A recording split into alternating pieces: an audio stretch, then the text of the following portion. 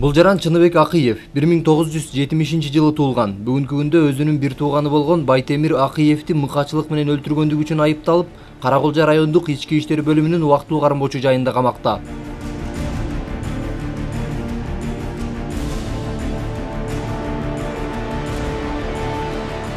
Бул фактыны башынан баяндай турган болсок, ушул жылдын 5-июнь күнү Каракулча районуна караштуу Ылай Тала айылынын аймактык тескөөчүсү кылмышка шектүү болгон Чыныбек Акыев мурда сот жообуна тартылгандыгына байланыштуу андан кабар алганы барган. Бирок Чыныбек алагда абалда болуп, аймактык тескөөчү берген суроолорго жооп бергендин ордуна менин инимди бирөөлөр өлтүрүп таштап кетишиптир деп кылган кылмышын жашыруу аракетин көрө баштаган.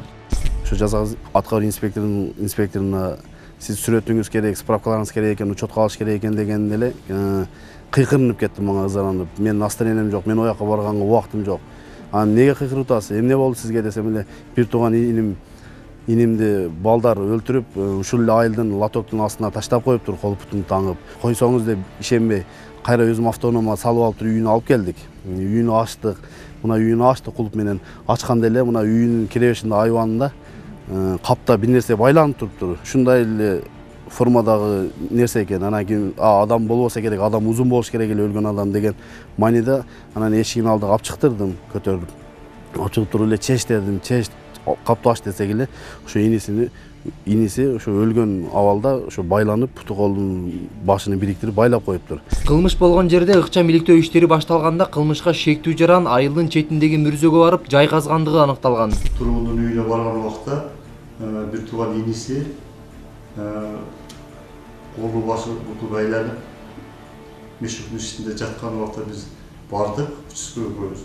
Анан биз эми ким өлтүрдү десек, бир тууган агасы бирөө өлтүрүп каналга таштаган экен, алып келдим деп бизге жалган айткан убакта биз сурам жүргүзүп, анан бир баягы киши айтып калды, эртең менен 7-де лопатка менен кетмен көтөрүп ушул жерден өттү эле жайды карап дегенден, анан биз кайра бул жактан опер группаны чакырып барып жайды текшерген убакта жайды казганын биз көрдүк. Текшерип аткан убакта бир таяк таптык, жыгачтан жасалган.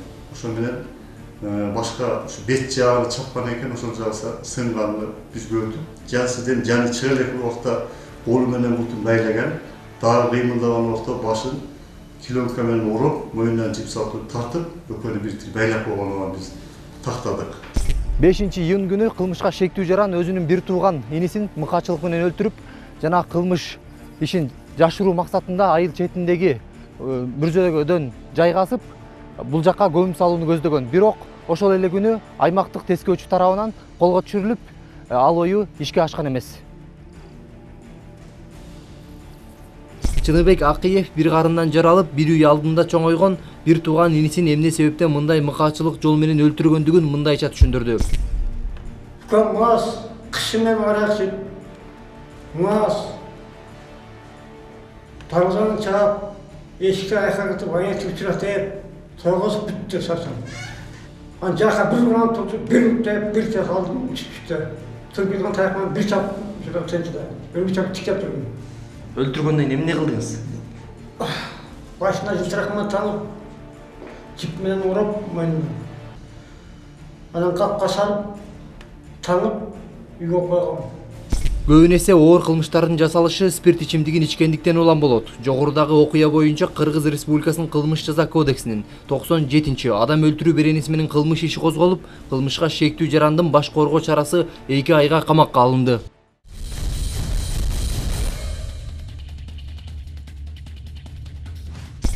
Күн жылып жай мезгили келиши менен агын суулардын дагы көбөйүп кириши башталат эмеспи? Муну менен катар жаш өспүрүмдөрдүн да сууга агып кетиши көп катталууда. Алсак өткөн жылдын жай мезгилинде Ош облусу боюнча 3 бала сууга агып каза тапса, быйыл бир жуманын ичинде эле 7 бала ушундай кырсыктан каза болду. Ажал тапкан балдар 3 жаштан 17 жашка чейинкилер.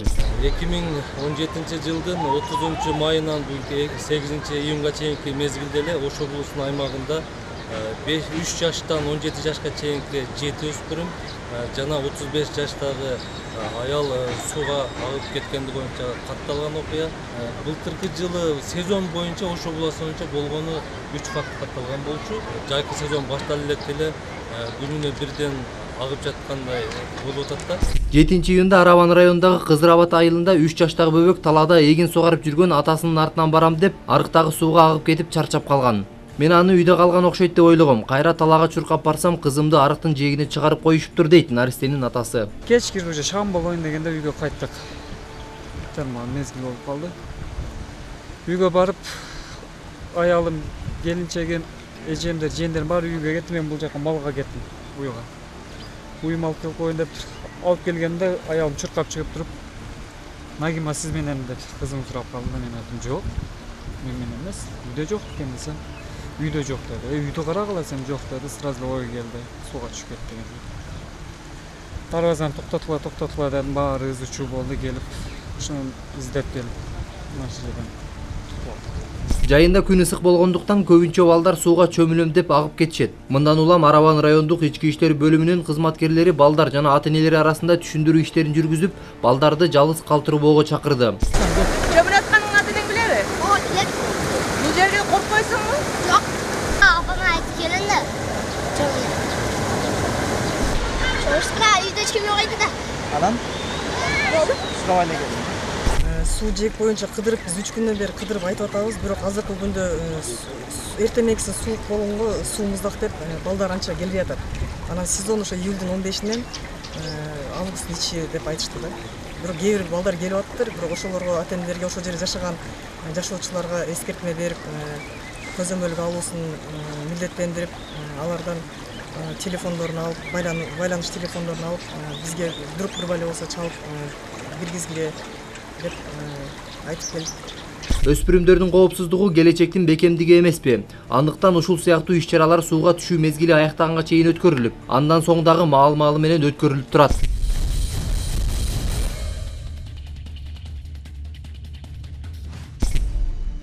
Борбор калабызда көп кабаттуу үйлөр акыркы 1-2 жыл аралыгында алдаганча көп курулуп жатканын айтпасак деле көрүнүп турат. Дал ошол турак жайлар мыйзамдуу жана ар кандай жаратылыш кырсыктарына туруштук бере алаарын тактоо үчүн Ленин районунун прокуратурасы текшерүү иштерин жүргүзүштү. Алардын берген маалыматына таянсак, Бишкек шаарынын Ажыбек Батыры көчөсүндөгү курулуш аягына чейин бүтө элек, бирок имараттын жертөлөөсү сейсмикалык таасирлерге дуушар экендигине карабастан жана андан кийинки курулуш иштерин жүргүзүү үчүн инженерлик геологиялык иликтөөлөрдү жана текшерүү мамлекеттик экспертизаларды өткөрбөстөн туруп көп кабаттуу үйдү куруп келгенин аныкташкан. Бүгүнкү күндө бул факты боюнча Кыргыз Республикасынын кылмыш жаза кодексинин 304-бөлүмүнүн 2 бөлүмү менен кылмыш иши козголуп, тергөө амалдары улантылууда.